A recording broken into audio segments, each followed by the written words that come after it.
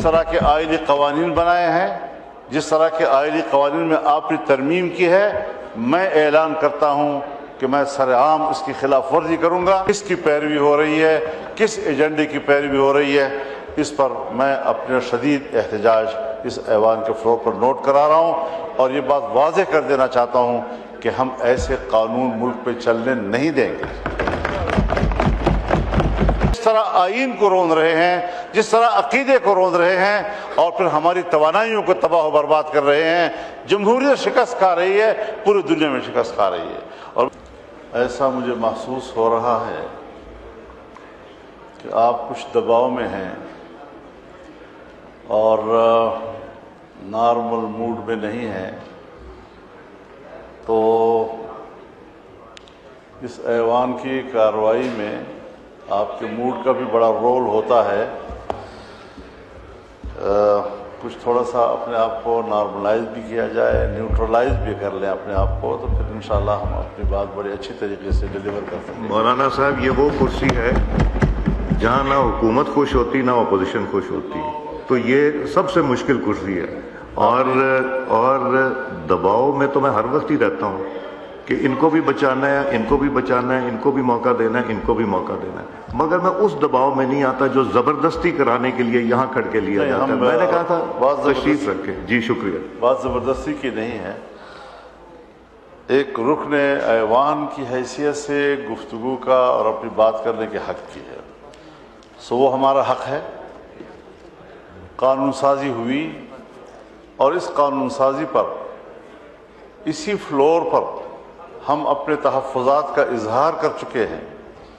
ہم نے اس قانون سازی کو قرآن و سنت کے منافی اور آئین کے منافی تصور کیا ہے، اور اگر ہم نے آپ سے یہ کہا ہے کہ اسلامی نظریاتی کونسل موجود ہے، جہاں شریعت انوالو ہو، وہاں کم از کم یہ چیزیں وہاں بھیج دی جائیں تاکہ وہاں سے واضح طور پر رائے آ جائے کہ علماء کرام کیا کہتے ہیں، مذہبی لوگ کیا کہتے ہیں۔ اس میں آئینی ماہرین بھی ہیں، قانونی ماہرین بھی ہیں، تمام مکاتب فکر کی نمائندگی ہے، لیکن اس طرح آپ نظر انداز کر کے، اور پھر قانون کے پیچھے لکھا ہوتا ہے کہ ہم اقوام متحدہ، کبھی FATF، کبھی IMF اور ان کے منشور اور فلاں کے تقاضوں کے مطابق قانون سازی کر رہے ہیں۔ ہم نے تو اس آئین کا حلف اٹھایا ہے، ہم نے تو اقوام متحدہ کے منشور کا حلف نہیں اٹھایا۔ تو اس حوالے سے یا تو لفظ اسلامی جمہوریہ سے اسلامی کاٹ دیں، تو پھر جمہوریہ کہتے رہیں، ایک سیکولر نظام ہے، سیکولر ملک ہے، اس میں قرآن و حدیث کی کوئی حیثیت نہیں ہے، جو شخص جیسے چاہے قانون سازی کرے۔ کس کی پیروی ہو رہی ہے، کس ایجنڈے کی پیروی ہو رہی ہے، اس پر میں اپنے شدید احتجاج اس ایوان کے فلور پر نوٹ کرا رہا ہوں، اور یہ بات واضح کر دینا چاہتا ہوں کہ ہم ایسے قانون ملک پہ چلنے نہیں دیں گے۔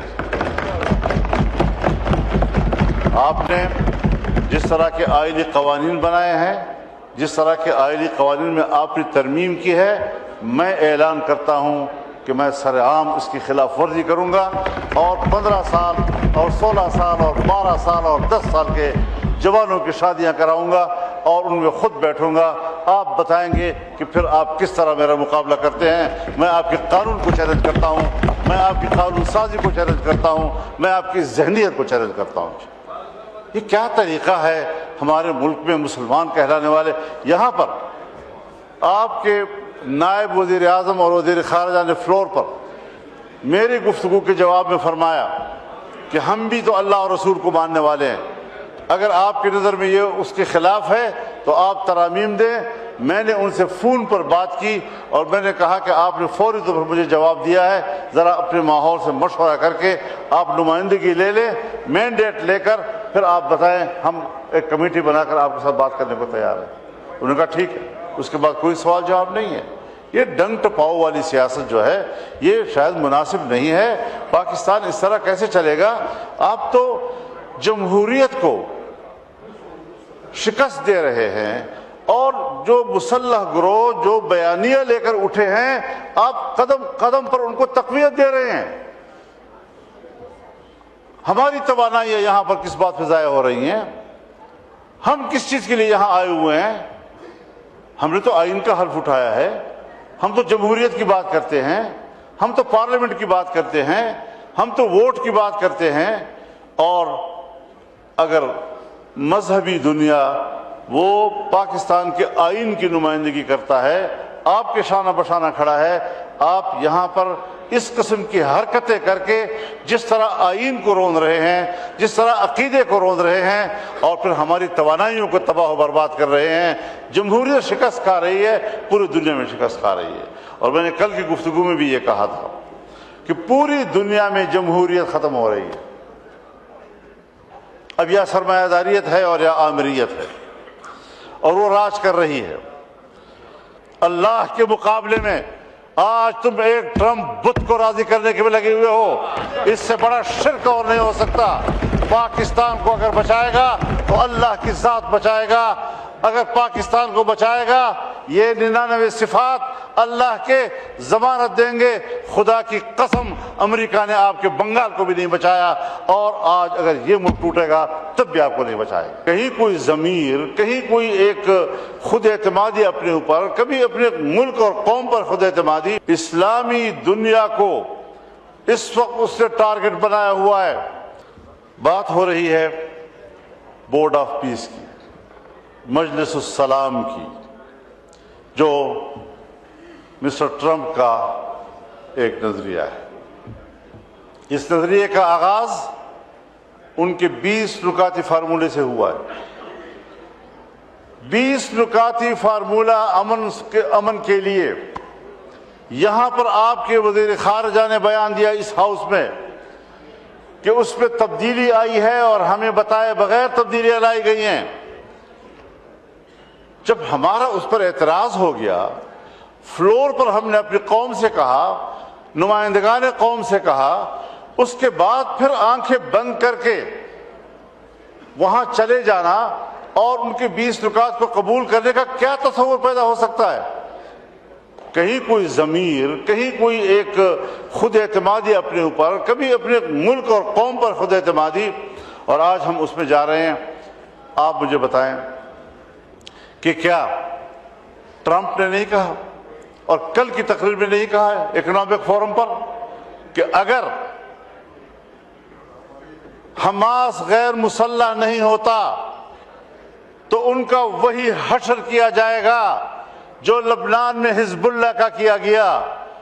تو لبنان میں حزب اللہ پر حملہ اسرائیل نے کیا تھا, یعنی وہ فلسطینیوں کی قوت مزاحمت کو تو ختم کرنا چاہتا ہے اور اسرائیل کی قوت جارحیت کو تقویت دے رہا ہے. اور آج تک جتنے معاہدات ہوئے ہیں ان تمام معاہدات کی تاریخ پڑھ لیں, اس میں انہوں نے فلسطین کو سکیڑا ہے اور اسرائیل کو سپیس دیا ہے, مسلسل سپیس دیا ہے اس کو. ہم ایسے حالات میں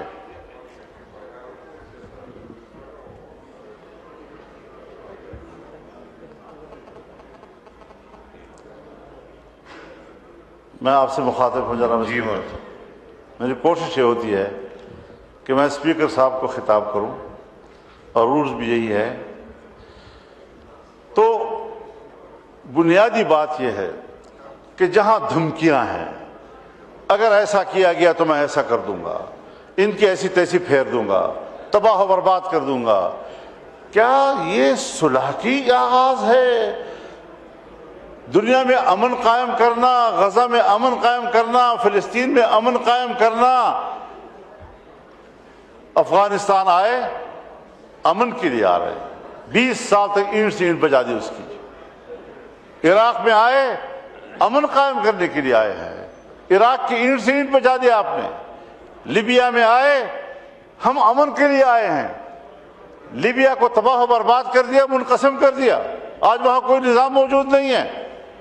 اسلامی دنیا کو اس وقت اس نے ٹارگٹ بنایا ہوا ہے, اور اگر یہ اسرائیل لبنان سے ہوتا ہوا, شام سے ہوتا ہوا, اب ایران پر بھی حملہ ہوگا, تو اس کے بعد اسرائیل تفتان پر آپ کے سرحد پہ کھڑا ہو جائے گا.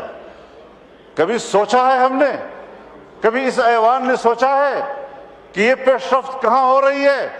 یہ پیش رفت آپ کی سرحدات کی طرف ہو رہی ہے، پاکستان کی سرحدات کی طرف ہو رہی ہے۔